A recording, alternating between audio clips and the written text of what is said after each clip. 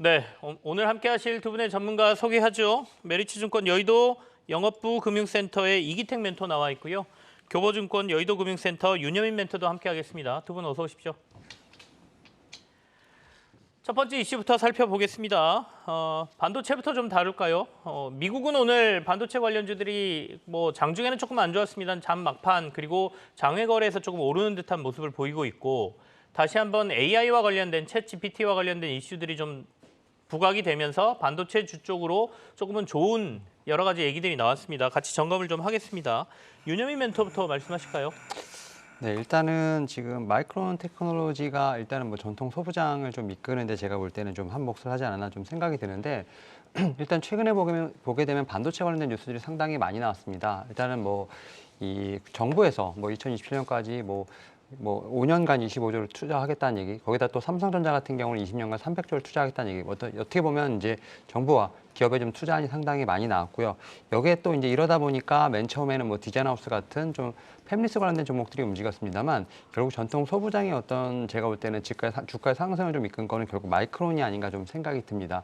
이제 오늘 이제 마이크론 관련된 실적으로 좀 나왔습니다만 워낙 좀 제가 볼 때는 좀 많이 낮게 잡았고요. 그런 상황에서 예상을 좀 하회했던 부분도 있습니다만 결국 이제 이번을 좀 저점으로 해서 좀 터닝어라운드 하겠다라는 좀 제가 볼 때는 좀 그러한 기대 심리가 좀 많이 좀 미국에서는 좀 퍼졌다라고 볼 수 있을 것 같은데 다만 우리나라 같은 경우는 약간 좀 차별적인 움직임이 좀 있다라고 볼 수 있을 것 같습니다. 일단은 이러한 좀 뉴스가 있음에도 불구하고 좀 이제 시장 자체는 좀 수급이라든지 좀 약간 좀 뉴스플로에 좀 같이 움직이는 것 같고 네. 반도체 같은 경우는 일부 좀 종목만 좀 상승을 하고 있고 오히려 수급들이 다 지금 이제 말씀하셨던 2천전에 좀 약간 들어가는 모습이기 때문에 확실하게 좀 이러한 측면에서 좀 힘을 좀 못 받고 있는 부분은 있습니다만 그럼에도 불구하고 제 생각에는 반도체 같은 경우는 결국 2차 전지에서 나올 수 있는 수급을 좀 받을 수 있는 섹터 중에 하나가 아닐까라는 좀 생각을 하고 있고 특히 삼성전자, SK하이닉스 같은 경우 지금 실제 관련된 부분들 계속 얘기가 나오고 있습니다만 결국 그 부분도 한 6개월에서 9개월 정도 어떻게 보면 좀 주가가 좀 선반영하는 부분이 있기 때문에 과연 1분기의 어떤 실적을 저점으로 해서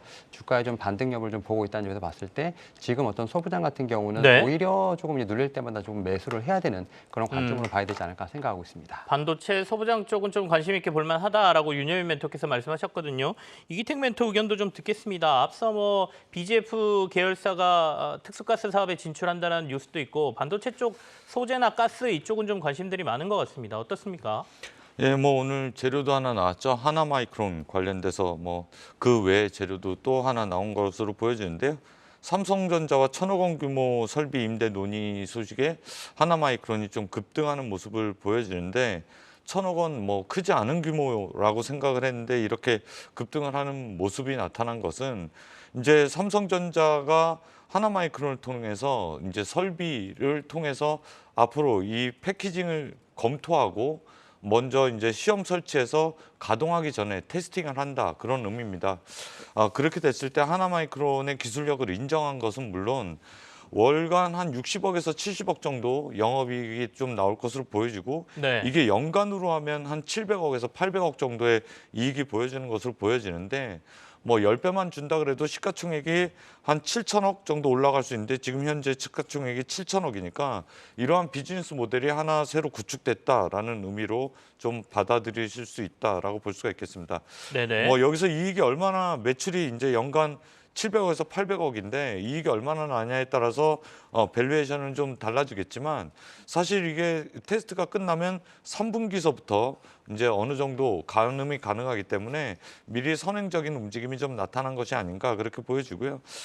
반도체 이야기를 좀 넘어가서 말씀을 드리자면 사실 작년 말 그리고 작년 중반까지만 해도 올해 1분기 영업이익이 삼성전자 기준으로 해서 약 한 5조 정도 나올 것으로 보여지는데 이 이익 추정치가 계속해서 하락을 해서 지금 현재 최근에 나온 걸 업데이트해 보면 0.5조의 이익까지 줄어든 모습이 나타나고 있습니다. 그러니까 5조 이익에서 0.10분의 1토막 정도의 눈높이가 낮아졌다 그렇게 보시면 되겠고 심한 건 반도체 쪽에서 적자 4조가 날 것으로 예상되는데 네. 사실 이 예상치 눈높이에 맞다 하더라도 악재는 다 반영된 주가다라는 인식이 실적 발표와 나올 수가 있는 센치를 돌릴 수 있는 그러니까 더 이상 안 좋을 게 없다라고 볼 수가 있는 그런 상황으로 전개되지 않을까 그렇게 생각이 됩니다. 왜 그러냐 하면 시계열을 한 2년 정도로 돌려봐서 사상 최대 실적이 나올 때 1년 내내 주가 조정이 나왔던 게 삼성전자거든요. 그러니까 뭐 작년 2분기 14조의 영업이익을 냈음에도 불구하고 주가는 약 한 30% 9만 전자에서 5만 전자까지 내려왔으니까 네. 여기서 이제 선행성을 보인다라고 했을 때 6개월에서 한 3분기 정도 선행성을 보여준다라고 했을 때 반도체 쪽 투자는 이제 저점에서 모아가는 전략이 충분히 가능하다 그렇게 평가를 할 수가 있겠습니다. 두 분 다 반도체 쪽은 지금 관심 가질만 하다라는 의견을 주셨습니다. 오늘 이제 하나마이크론 얘기도 하셨지만 반도체 관련주라고 하면 DB하이텍도 이벤트가 있었죠. 오늘 주총에서 물적 분할과 관련돼서 이제 통과가 됐고 어떻게 보면 그간 여러 가지 논란도 있었고 이게 통과가 될 거냐 말 거냐 뭐 이런 얘기도 있었는데 주총에서 통과가 됐습니다. 그래서 주가는 지금 좀 올라 있는 상태인데 DB하이텍은 재료가 소멸했다 이렇게 봐야 되나요? 아니면 주가를 어떻게 봐야 될지 윤여인 멘토 한번 DB하이텍 좀 봐주시죠. 일단은 이제 말씀하셨던 것처럼 DB하이텍 같은 경우는 최근에 좀 상승세가 있었습니다만 관련된 제가 볼 때 뭐 재료들 소멸했다는 뉴스가 좀 많이 나오고 있는 상황이라 볼 수 있을 것 같은데 일단 뭐 물적 분할에 대한 부분도 분명히 있다라 말씀드릴 수 있을 것 같고 뭐 최근에 가동률 관련된 얘기도 좀 나오고 있는 상황이라 볼 수 있을 것 같은데 일단 지금 상황에서 보게 되면 지금 최근에 수급을 좀 많이 좀 봐야 되는 상황이기 때문에 뭐 DB하이텍 같은 경우는 지금 기관들의 수급은 좀 계속 꾸준하게 좀 이어지고 있는 상황입니다. 특히 네. 이제 실적 관련된 부분을 보게 된다고 하면 1분기부터 제가 볼 때 실적이 좀 둔화될 것이라는 얘기도 있고요. 그다음 또 이제 8인치 공정에 대한 한계가 좀 나오면서 좀 비관론이 많이 올라오는 상황이라 볼 수 있을 것 같은데 제가 볼 땐 팹리스 관련된 쪽에 대한 어떤 좀 모멘텀은 충분히 아직까지는 살아있지 않나라는 생각이 듭니다. 특히 이제 팹리스 사업 관련돼서 물적 분할에 대한 부분들 분명히 주주의 반대가 좀 상당히 극심한 부분도 있겠습니다만 최근에 이제 삼성전자의 어떤 이제 파운드리 관련된 쪽에서 어떤 투자에 관련된 좀 의지가 좀 반영되다 보니까 이에 대한 제가 볼 때는 좀 분명히 모멘텀도 같이 있지 않을까라는 좀 생각을 하고 있습니다. 뭐 그런 측면에서 봤을 때 일단은 좀 잡음은 좀 많이 있는 상황이다만 좀 수급으로 끌어올리는 상황.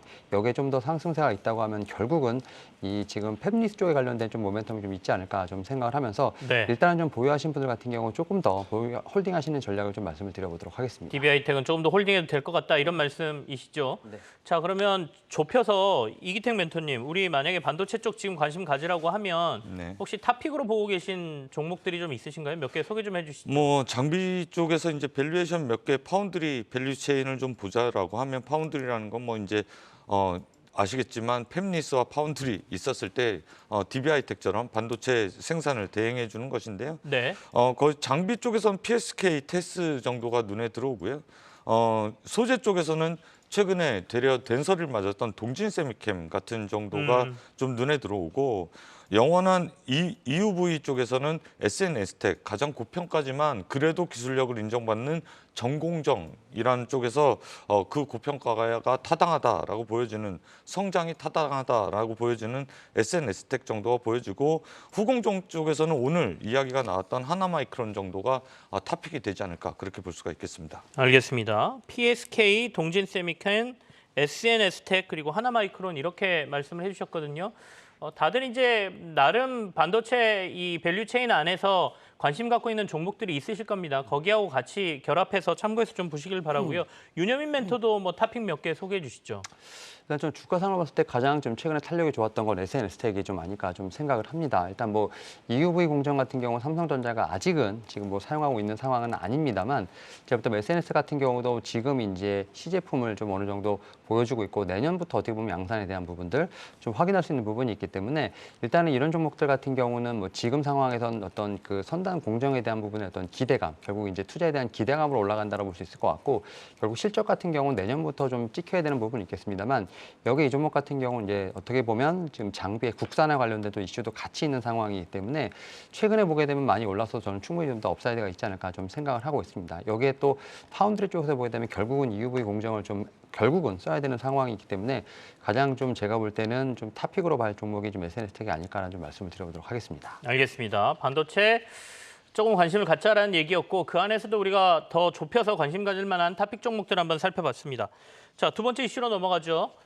저희가 며칠 전에도 OLED 관련해서 언급을 좀 드렸었는데 그때는 이제 LG 쪽이었어요. LG 디스플레이가 LG전자에서 1조 원 정도의 차입금을 들여오면서 공격적인 투자에 나설 것이다. 이런 얘기가 나오면서 시장이 좀 움직였거든요. 오늘은 또 삼성입니다. 삼성 디스플레이가 OLED 대규모 투자를 하겠다라는 얘기가 나왔거든요. 이 OLED 시장은 결국 이렇게 된다라고 하면 이 투자 금액들이 밑에 장비주들로 내려갈 거 아니겠습니까? 그러다 보니까 관심을 갖자 이런 얘기가 되겠죠.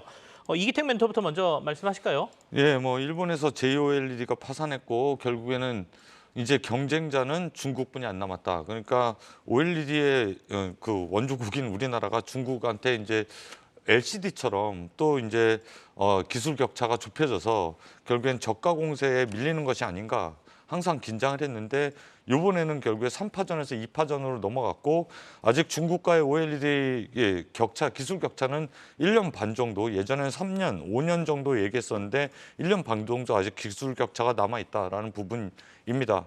대형 쪽에서는 뭐 다들 아시다시피 LG 디스플레이고요. 중소형 쪽에서는 삼성 디스플레이다라고 보시면 되겠고 또 하나 호재가 있죠. 무엇보다 이제 LCD처럼 가격이 저렴해지고 기술력이 올라오고 수율이 올라오면서 결국에는 이제 뭐 디스플레이 쪽이나 IT 쪽에서 마법 같은 단어가 들어옵니다. 이게 애플이라는 건데요. 이 애플 마법이 들어오면서 결국엔 태블릿도 애플이 OLED를 채택할 거다. 그리고 내년에 26년도서부터는 맥북에도 OLED를 채택할 거다. 그리고 앞으로 폴더블도 애플에서 폴더블도 채택 가능성이 높다. 그때 폴더블을 할 수 있는 업체는 국내 업체뿐이 없다라는 부분입니다. 이렇기 때문에 OLED에 최근에 들어서 관심과 기술 격차에서 기술을 좀 더 끌어올리는 그러한 작업들이 필요해서 결국엔 낮은 수율에서 높은 수율로 넘어갈 수 있는 그러한 관심 종목이 확산되는 그러한 모습이 좀 나타나고 있다 그렇게 보시면 되겠습니다. 네, 윤여민 멘토에게도 이 OLED 시장에 대한 의견을 좀 묻겠습니다. 일단 OLED는 제가 볼 때 크게 좀 두 가지로 봐야 되지 않을까 좀 생각을 하고 있는데 일단은 뭐 반도체와 마찬가지로 일단은 디스플레이도 제가 볼 때는 이제 이 국가에서 좀 밀어주는 좀 지식 예산에 좀 들어갔다라고 좀 말씀을 드려야 될 것 같고요.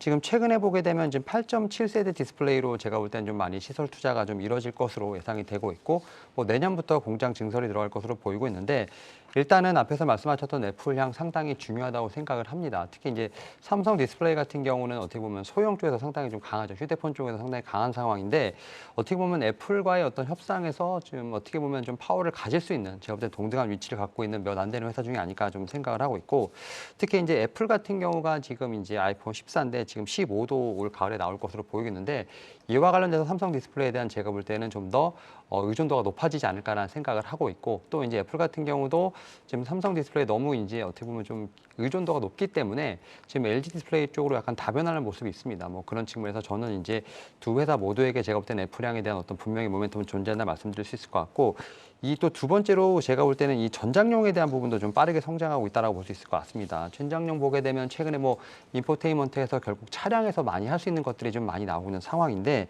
지금 이제 인포테인먼트 관련돼서는 뭐 엔터테인먼트 기기로도 활용할 수 있는 부분도 있고 결국 이러다 보니까 이 결국은 이제 이 휴대폰에서 좀 이제 디스플레이가 커지죠. 뭐 어떻게 보면 태블릿이라든지 뭐 IT 쪽 가게 되면 결국 뭐 PC 여기다 또 이제 이 전장용 디스플레이까지도 커지는 상황이다 보니까 결국 이제 ASP가 올라가는 상황. 결국 이제 전장용에 대한 디스플레이도 좀 충분히 봐야 된다라고 생각을 하고 있고 특히 전장용 같은 이제 디스플레이 시장 같은 경우는 뭐 2020년 대비 2027년 거의 매년 54% 성장할 것으로 보이고 있기 때문에 저는 뭐 양쪽을 다 같이 봐야 되지 않을까라는 생각을 하면서 단기적으로는 애플향에 대한 제가 볼 때는 좀 이제 모멘텀 좀 중장기로 보게 되면 이제 전장용에 대한 것도 좀 같이 좀 봐야 되지 않을까 생각하고 있습니다. OLED 얘기할 때 항상 애플이 안 빠지네요. 네. 그러니까 결국에는 투자가 이루어지면서 관심도는 이제 OLED로 갔는데 이 시장이 더 한 단계 레벨업 되려면 애플에서 실제로 OLED를 뭐 패드에 적용한다든지 뭐 이런 얘기가 나오고 실제 제품이 나올 때쯤 되면 조금 더 관심을 가질 거다 이런 말씀으로 저희가 이해를 하면 되겠습니다. 어쨌든 우리나라의 굴지의 두 회사 LG와 삼성 디스플레이가 모두 OLED 쪽으로 조금 더 신경을 쓰고 투자를 적극적으로 하겠다는 얘기가 나오면서 이쪽으로도 매기가 조금 들어오는 모습이죠. 관심들 가져보시죠. 자, 다음 이슈입니다. 다음 이슈는 오늘 시장에서 가장 뜨거운 쪽입니다. LCC 저가항공 쪽. 정부에서 22개국 대상으로 여행 허가를 면제하겠다. 뭐 비자 발급이나 뭐 이런 부분에 있어서 지금까지 규제 다 없애고 이전으로 다 돌아가겠다는 얘기고요. 국내로 들어오는 관광객 1,000만 명 시대 열겠다라고 정부가 선언을 한 상황이 있죠. 얘기 좀 들어볼까요? 실제로 제가 이제 이쪽으로 오려면 서울역이나 이런 데 거쳐서 와야 되는데 사람이 굉장히 많이 늘었습니다. 짐 들고 다니는 사람들 많고 명동 나가면 요즘 관광객들 꽤 있다라고 하죠. 이기택 멘토부터 좀 말씀하실까요? 예, 뭐 최근에 나온 이 뉴스가 저에게는 상당히 큰 재료이지 않을까 싶은데 관련돼서 주가도 오늘 신고가 랠리를 뭐 몇몇 종목은 좀 보이고 있다 그렇게 말씀을 드릴 수가 있겠습니다. LCC 업체들이 중단거리 노선 증편하면서 실적이 회복 속도가 좀 빨라지고 있는데요. 대표적인 종목이 이제 제주항공, TA항공 몇몇 LCC 업체가 있을 수가 있겠는데 제가 이게 뭐 지금 이제 시작이다라고 드리는 말씀은 코로나 이전에 시계를 돌려서 코로나 이전에 실적을 훨씬 더 뛰어넘는 실적을 보여주고 있기 때문에 그러한 말씀을 드리는 거거든요. TA항공을 기준으로 했을 때 코로나 시즌 2021년 가장 힘든 보릿고개였던 때가 매출이 2천억이었습니다. 그런데 올해 1분기에 2,300억. 그러니까 매출로 봤을 때 올해 4배 이상 성장할 것으로 보여지고요. 올해 잘하면 TA항공이 1조 정도의 매출을 올리지 않을까 그렇게 보여지고 있습니다. 3년간 적자에서 이제 탈피해서 올해 영업이익을 한 800억 정도까지 보여줄 것으로 보여지기 때문에 뭐 주가로 놓고 봤을 때는 신고가는 아닙니다만 아직 갈 자리는 좀 남아있는 환경이 아닌가 그렇게 볼 수가 있겠습니다. 그동안에 자금력에 시달려서 계속해서 유상증자를 해서 끌고 왔더니만큼 이제는 열매를 좀 거두는 시기가 되지 않을까 그렇게 보여지고 있습니다. 이제는 그간의 어려움을 좀 극복하는 시기로 들어온 것 같다라는 말씀이시죠. 유진 멘토께서는 어떻게 보세요? 일단은 관심들은 있고 이게 그러면 시세적으로 계속 나갈 것이냐도 관심 아니겠습니까? 결국 이제 뉴스플로우를 좀 올리는 좀 상황인데 네. 결국 이제 숫자가 좀 나와야 되는 부분을 좀 확인해야 될 것으로 보이고 있고 제 생각엔 결국은 이제 중국이 좀 키워드가 되지 않을까 좀 생각을 하고 있는데 일단은 지금 이제 중국 리오프닝 관련돼서는 이제 작년 12월부터 계속 얘기가 나왔고 그런 측면에서 1월 달쯤에 어쨌든 리오프닝 종목들이 한번 좀 시세를 좀 제가 볼 때는 내고 좀 어떻게 보면 긴 조정이 좀 들어갔던 상황에서 다시 한번 좀 이제 LCC를 좀 중심으로 해서 좀 시세가 다시 나오고 있는 상황이라 볼 수 있을 것 같은데요. 결국 여기서 조금 시선을 넓히게 되면 이제 리오프닝 관련된 종목들을 좀 차례대로 좀 봐야 되는 상황이 오지 않을까라는 생각을 하고 있고 저는 약간 조금 이제 LCC에서 좀 더 이제 확장이 되면 결국 어쨌든 이제 비행기를 타고 들어오게 된다고 하면 결국 그런 외국인들이 무엇을 쓸까에 대한 부분들 어떤 거를 좀 해야 될 것인가에 대한 부분들까지 생각해 보면 결국은 마지막에는 뭐 카지노나 엔터테인먼트까지도 좀 제가 볼 때는 좀 확장될 수 있지 않을까라는 좀 생각을 하고 있습니다. 뭐 네. 지금 제가 말씀드렸던 섹터들 보면 대부분 다 좀 쉬고 있는 상황이었기 때문에 결국 이제 어떻게 보면은 좀 실적에 대한 부분이 좀 찍히는 부분 고 시점 전부터 좀 움직일 수 있지 않을까 좀 생각을 하고 있습니다. 그런 측면에서 LCC가 일단 먼저 좀 제가 볼 때는 좀 선발로서 나간다라고 생각이 들면 그 후발주자 좀 계속 찾는 어떤 그런 작업이 필요하지 않을까 생각을 하고 있고 결국 키워드는 이제 리오프닝 관련된 쪽에서 결국 숫자가 얼마나 찍히냐가 좀 중요하다고 생각을 하고 있습니다. 자, 일단은 같이 좀 확대를 해주셨습니다. 이기택 멘토께도 한번 여쭤보죠. 그러면 항공주, 우리가 흔히 뭐 중국의 리오프닝, 결국엔 이게 다른 관광객들한테도 다 열겠다, 다른 국가에도 해당이 되는 거겠지만 아무래도 우리가 그간 중국 관광객들에게 수혜를 많이 받았기 때문에 중국 얘기를 많이 하게 되죠. 그렇다 보니까 뭐 화장품 얘기하고 카지노 얘기하고 뭐 조금 더 간다라고 하면 뭐 아까 텍스프리 같은 거, 그러니까 면세점 뭐 이런 것까지 이제 다 포함되는데 그 중에 어디가 가장 시세적으로 보면 좋을 거라고 보세요, 이기택 멘토께서는? 뭐 국내에서 된다 해서 뭐 사실 계속해서 안 됐던 게 단체 관광객이잖아요. 네네. 명동의 예전 사진들을 보면 이랬던 적이 있었지. 그리고 최근에 올리브영 매출을 보면 상당히 중국의 단체 관광객이 안 왔음에도 불구하고 올리브영의 매출이 상당히 큰 폭의 상승을 보여줬는데 몇몇 제품의 화장품은 계속해서 최대 매출을 올리고 있다라는 뉴스를 접해보셨을 것입니다.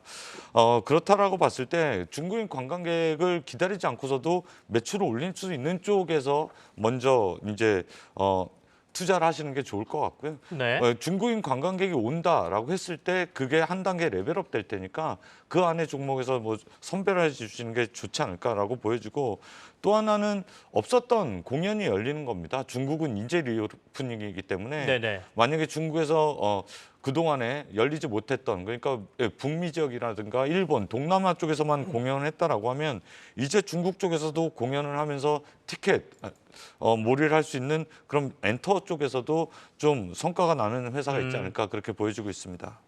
엔터는 어디를 봐야 됩니까, 그러면? 공연과 뭐 제가- 관련된 데를 봐야 되나요? 네, 제가 저번에도 말씀드렸지만 뭐 큐브엔터라는 거기에서 여자아이들에서 우기라는 멤버가 중국인이거든요. 네네. 최근에는 중국에서 화장품 CF도 계속해서 찍고 있으니까 뭐 그러한 것들이 특화된 몇몇 안 되는 종목이고 기업이지 않을까 그렇게 보여지고 있습니다. 그렇네요. 지난주에 나오셔서 큐브엔터 말씀하셨고 오늘도 좀 4% 거의 5%대 큐브엔터 또 오르고 있는 모습이네요. 관광이 열리고 여행객들이 국내에 들어오고 조금 더 자유롭게 움직이고 한다라고 하면 그간 우리가 알고 있었던 경험을 통해서 기업 실적이 좋아졌던 회사들에 좀 관심 갖자 이런 얘기가 되겠죠. 오늘은 일단 항공주들 굉장히 뜨겁게 오르고 있는 것 확인을 했습니다. 자, 다음 주제로 가시죠. 다음 주제는 AI와 로봇주에 대해서 한번 얘기해 볼까 합니다. 지금 약간 조정 국면에 들어가는 건가요? 2차 전지주도 쉬는 듯 하다가 오늘 또 다시 조금 오르고 있지 않습니까? 여기 AI하고 로봇은 어떨 것 같으십니까? 윤여민 멘토부터 말씀하시죠. 일단은 사실 이제 로봇주들의 어떻게 보면 시세가 상당히 좀 나왔다가 지금 말씀하셨던 것처럼 좀 다시 한번 좀 조정이 들어간 모습이 나오고 있는데 일단 제가 로봇 관련돼서는 지금 일단은 여러 가지 좀 이제 뉴스들이 좀 돌아가면서 나왔죠. 그러면서 이제 대기업들의 어떤 로봇 산업에 대한 진출들이 어떻게 보면 계속해서 확산되는 모습들, 여기 이제 정부까지도 이제 로봇 관련된 좀 가이드를 내놓은 상황이기 때문에 일단 이런 측면에서 일단 좀 전 선반영이 됐다라고 좀 생각이 들고 있고, 특히 로봇 관련된 종목 중에서 좀 어떻게 보면 숫자가 나오는 종목들이 제가 볼 때 뭐 SP 정도밖에 되지 않은 상황이었기 때문에 근데 이 종목도 좀 많이 갔다는 측면에서 일단 1차적인 시세는 한번 나오지 않았나. 그래서 저는 뭐 단기적인 트레이닝으로는 제가 볼 때는 유효한 섹터긴 합니다만 일단은 한 번 정도는 좀 쉬어갈 수 있는 좀 그러한 자리가 아닐까 좀 생각을 하고 있고요. AI 관련돼서도 지금 마찬가지로 로봇과 관련돼서 좀 섹터별로 좀 순환매가 한번 돌았습니다. 근데 이제는 좀 AI 관련된 쪽 같은 경우는 뭐 대기업의 좀 진출이 좀 확산되고 있는 상황이기 때문에 결국 이러한 측면에서 좀 이런 움직임을 좀 팔로우를 하면서 제가 볼 때 숫자가 나오는 종목들을 좀 계속 찾아봐야 되는 상황이라 볼 수 있을 것 같은데, 최근에 보게 되면 AI 관련돼서 특히 이제 통신 3사의 어떤 진출도 상당히 좀 눈에 띄는 상황이 있고요. 특히 이제 삼성전자라든지 SK하이닉스 같은 경우가 지금 AI 반도체 관련해서 여러 가지 좀 이제 컴플스코를 하고 있다라고 좀 말씀을 드릴 수 있을 것 같습니다. 특히 뭐 삼성전자 같은 경우는 지금 이제 오늘 좀 미국에서 지금 이제 반도체 학술 행사에서 지금 최신 메모리 솔루션을 좀 얘기하면서 AI 관련된 쪽에서 나온 상황이기 때문에 이제는 지금 AI 같은 경우도 숫자가 좀 나오는 종목들에 대한 어떤 움직임, 결국 그런 가운데서도 지금 어떻게 보면 대형주, 뭐 네. 빅테크라든지 지금 통신 3사가 좀 들어갔기 때문에 거기에 좀 파생되는 종목들을 좀 더 봐야 되는 그런 상황이 아닐까 생각을 하고 있습니다. 이기택 멘토의 의견도 듣겠습니다. 예, 뭐 이렇게 조정이 좀 깊고 난 다음에는 그 다음에는 반등이 어디서 나오지라고 했을 때 가장 먼저 숫자로 보여주고 그 사이에 수주가 되어 있는 그러한 회사들이 기업들이 주가의 움직임이 좀 활발했다라는 부분에 있어서 지금 쉴 때 충분하게 그러한 기업이 어디인지를 좀 살펴볼 수 있는 기회를 주는 것이 아닌가 그렇게 생각할 수가 있겠습니다.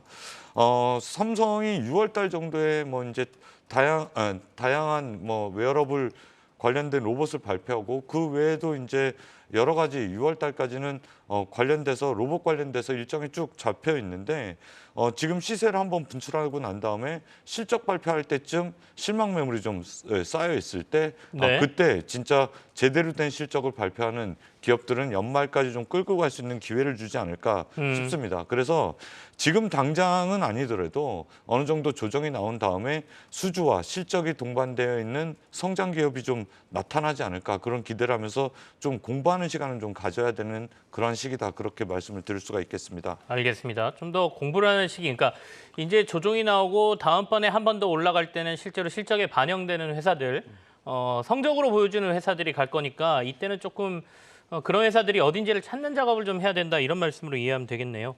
자, 앞서 저희가 반도체 얘기하면서 DB하이텍 물적 분할 오늘 통과됐다는 말씀 드렸고요.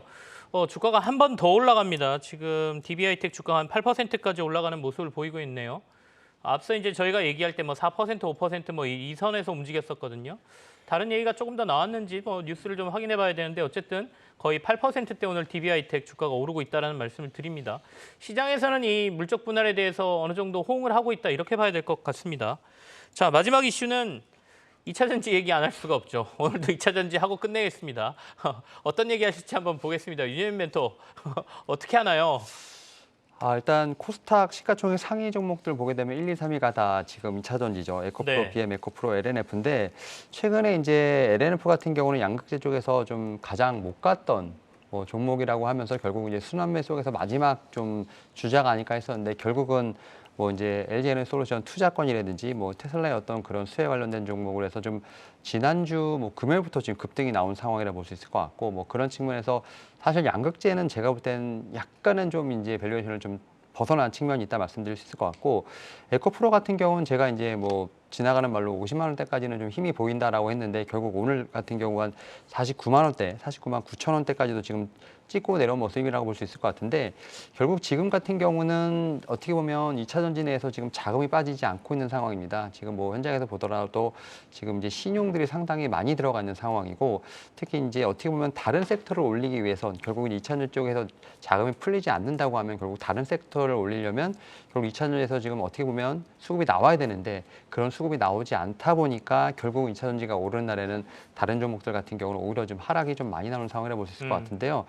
결국 이제 이러한 좀 시소 게임이 당분간 가지 않을까라는 좀 생각을 하고 있고 에코프로나 에코프로 BM 같은 경우는 사실은 좀 조정이 있을 수 있겠습니다만 지금 상황에서 보게 된다고 하면 더 가야 되는 게 어떻게 보면 맞지 않나라는 제가 볼 때는 뭐 어떤 이성적인 논리보다는 결국은 좀 수급에 관한 논리로 보게 되면 좀 더 갈 수 있는 상황이 아닐까라는 좀 생각을 하고 있습니다. 그런 측면에서 오히려 2차 전지 같은 경우는 그냥 조정 시에 조금씩 매수를 한다는 관점으로 오히려 지금 눌려있는 종목들 오늘 같은 경우 장비주가 가는 상황입니다만 오히려 전 장비주까지 본다기보다는 오히려 뭐 셀 3사라든지 양극재 혹은 뭐 이제 어떻게 보면 지금 광물 쪽에서 보게 되면 이제 포스코홀딩스라든지 에코프로 같은 이런 종목들에 대한 오히려 좀 눌릴 때 어떤 조정의 관점으로 좀 조정 시 매수의 관점으로 좀 봐야 되지 않을까라는 좀 생각을 하고 있습니다. 결국에는 대안이 없다 이렇게 봐야 되나요? 시장에서 뭔가 스토리도 그렇고 미래도 보이고 하는 섹터들을 찾고 싶은데 2차 전지 외에는 대안이 안 보여서 계속 2차 전지에 머무를 수밖에 없다 이런 얘기로 들리기도 하거든요. 이기택 멘토께서는 2차 전지 어떻게 보고 계십니까? 예, 이제 계속해서 유럽에서도 뭐 미국판 IRA 법안이 나와서 2차 전지가 실만하면 기대감에 한 단계씩 오르고 또 실만하면 한 단계씩 오르는 그러니까 이제 이 정책적으로 기대감을 계속해서 불어넣는 작년 말서부터 올해까지 그러한 모습을 좀 보였고 시세가 10배 정도 난 종목들이 수두룩하게 나왔습니다. 그런데 이제 제가 드리고자 하는 말씀은 이번 주에 인플레이션 감축법 미국 재무부가 네. 이제 세부 지침 규정안을 발표할 예정이고 발표할 것으로 뉴스가 전해지고 있습니다. 국내 시간으로 31일이면 이제 세부 법안이 나올 텐데요.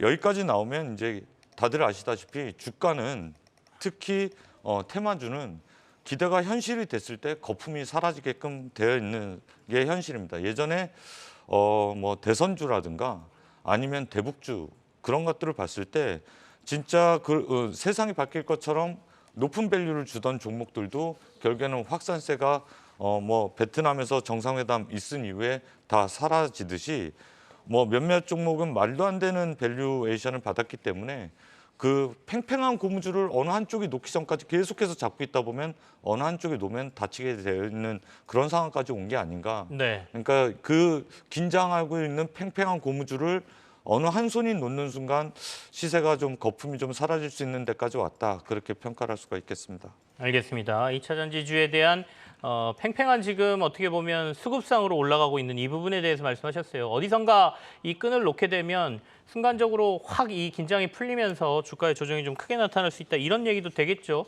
시장이 계속 팽팽한 얘기입니다. 지금 이런 논란이 계속 2차 전지에는 있죠. 다만 앞서 말씀드린 것처럼 대안을 찾을 수 없다. 그나마 아무리 봐도 미래가 보이는 건 2차 전지밖에 없다. 이렇게 말씀하시는 분들도 계시고요. 자, 오늘도 뭐 에코프로 종목들 좀 오르고 있다라는 소식으로 마무리를 지었습니다. 두 분하고 이슈는 여기서 마무리를 하고요. 관심 종목 가져오셨거든요. 두 분의 관심 종목 확인해 보겠습니다.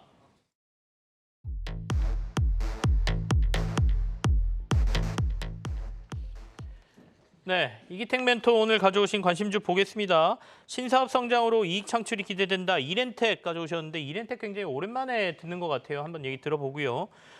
윤여민 멘토는 숨겨진 방산주 풍산 고르셨네요. 같이 얘기 나누겠습니다. 풍산부터 듣겠습니다. 윤여민 멘토. 네, 일단은 좀 풍산 관련돼서 좀 네. 먼저 말씀을 드리면 일단은 1분기 실적 관련된 부분을 좀 먼저 체크를 해봐야 되지 않을까 좀 생각을 하고 있습니다. 지금 어쨌든 1분기 실적 시즌이 다가오다 보니까 일단 매출액 같은 경우 한 1조가 좀 넘어가는 상황, 영업이익 같은 경우는 지금 한 제가 볼 때 한 64억 정도, 좀 640억 정도가 좀 예상이 되는데 일단 컨센서스를 좀 넘어갈 것으로 보이고 있습니다. 일단 확실히 이번 1분기 실적 시즌에서 제가 볼 때 컨센서스를 넘어가는 좀 종목 중에 하나가 되지 않을까 좀 생각을 하고 있고 사실 뭐 안타까운 뉴스긴 합니다만 지금 러시아와 지금 우크라이나 좀 전쟁이 좀 장기화되면서 글로벌 탄약에 대한 쇼티지가 계속 일어나고 있습니다. 글로벌적으로 좀 탄약의 쇼티지가 좀 일어나고 있는 상황이기 때문에 우크라이나 지원을 위한 뭐 미국이라든지 EU의 좀 탄약 수입이 상당히 좀 올라가지 않을까라는 좀 생각을 하고 있습니다. 특히 이제 지난 4분기에 지금 하나 에어로스페이스라든지 현대 로템 같은 이제 좀 큰 기업들 같은 경우가 대구경 탄약 관련된 수주가 연 지금 한 1,000억 정도 이상으로 지금 나오는 상황이기 때문에 이와 관련돼서 좀 추가적인 좀 수주는 좀 분명히 있지 않을까라는 좀 생각을 하고 있고 특히 올해 좀 방산 관련돼서는 이제 뭐 유럽, 아랍에미레이트라든지 유럽향에 대한 수출이 좀 상당히 늘어나고 있는 부분들 여기에 좀 상당히 내수적인 좀 시장도 견고한 부분이 있기 때문에 이와 관련돼서 올해도 실적적인 모멘텀은 충분히 있지 않을까라는 좀 생각을 하고 있습니다. 뭐 네. 그런 측면에서 사실 뭐 이제 풍산 관련된 종목들 같은 경우는 어떻게 보면 이제 좀 미네랄 쪽이라든지 어떻게 보면 이제 자원 쪽으로 보는 상황이 좀 시장에서 많았는데 이제는 좀 방산 쪽으로 좀 계속해서 좀 봐야 될 제가 볼때 팔로우해야 종목이 아닐까라는 좀 생각을 하고 있습니다. 알겠습니다. 숨겨진 방산주 풍산에 대한 소개를 들었고요. 저희 목표가하고 손절가 좀 얘기 듣겠습니다. 네, 일단은 저는 뭐 일단은 일봉상으로 보게 되면 전고점은 분명히 좀 넘어갈 수 있는 분명히 시세가 나오지 않을까는 좀 생각을 하고 있고 네. 뭐 주봉상 보게 되면 목표가는 좀 한 45,000원 정도가 적당할 것으로 보이고 있고 손절가는 32,000원 제시해드리도록 하겠습니다. 알겠습니다. 풍산 관심 있는 분들은 참고하시길 바라겠습니다. 이기택 멘토께 이렌텍 듣겠습니다. 예, 뭐 다들 아시다시피 이렌텍은 배터리백 그리고 스마트폰 케이스, 충전기, 보호회로를 만드는 전문 업체입니다. 이 모든 게 다 스마트폰에 들어가는 건데 뭐 아시는 바와 같이 스마트폰 좋지 않습니다. 이게 이제 마진율도 많이 떨어지고 거기에다가 경쟁자도 많이 나타나서 여기서 이제 돈을 벌어서 새로운 신사업에 투자한 그러한 신사업을 통한 올해 성장을 가능한 몇 안 되는 종목이다 그렇게 말씀을 드리겠습니다. 첫 번째 신사업은 작년서부터 계속해서 나왔었죠. 전자담배인데요. 네네. 권연은 전자담배는 아시다시피 연간 3천억 정도 이렌텍이 KT 엔진을 통해서 이제 OEM, ODM을 하고 있다라고 보시면 되겠고 여기에 마진율이 상당히 구조적인 성장을 하고 있는 사업부이기 때문에 마진율이 상당히 좋다라고 보시면 되겠습니다. 주가가 움직이려면 사실은 기초적으로 캐시카우가 있고 그 캐시카우를 통해서 뭔가 성장성이 있는 사업을 투자했을 때 주가는 반등해 나온다라고 모멘텀 역할을 할 수 있다라고 보여지는데 또 하나의 모멘텀이 있습니다. 그건 바로 ESS 배터리팩을 말씀드리고자 하는 건데요. 북미정에서 가정용 ESS 배터리팩을 제조하고 있는데 그것뿐만이 아니라 오토바이라든가 아니면 로봇형 배터리팩도 수요가 상당히 크게 증가하고 있다라고 보시면 되겠습니다. 주가는 되려 반토막이 났는데 뭐 25,000원대부터 12,000원도 깨고 내려갔으니까요. 네. 근데 실적은 되려 7천억대부터 1조대까지 매출이 올라가고 있습니다. 영업이익은 355억에서 올해는 한 900억대까지 3배 정도 영업이익이 올라갈 것으로 보여지는데 되려 스마트폰의 인식에 따라서 본업 캐시카우가 많이 까지는 것이 아닌가 그러한 생각에 따라서 주가는 반토막 정도 났다 그렇게 보시면 되겠고요. 여기서 신성장 동력이 올해 애드가 된다라고 하면 뭐 최근에 나온 리포트대로 된다라고 하면 올해 1조 1,000억의 영업이익 900억까지 도달 가능하다. 지금 시가총액은 3,700억이다. 이런 말씀 드리고 싶습니다. 네. 목표가 손절가 지금 밑에 나가고 있는 거 이거 참고하면 되겠습니까? 목표가 예, 25,000원에 손절가 12,000원? 예, 그렇습니다. 25,000원 손절가 12,000원 제시해드리겠습니다. 알겠습니다. 오랜만에 이렌텍 소개받았고요. 그리고 풍산까지 숨겨진 방산주라고 한번 관심 갖자 이런 말씀까지 들었습니다. 이기택 멘토 그리고 윤여민 멘토는 여기서 마무리 짓죠. 오늘 고맙습니다.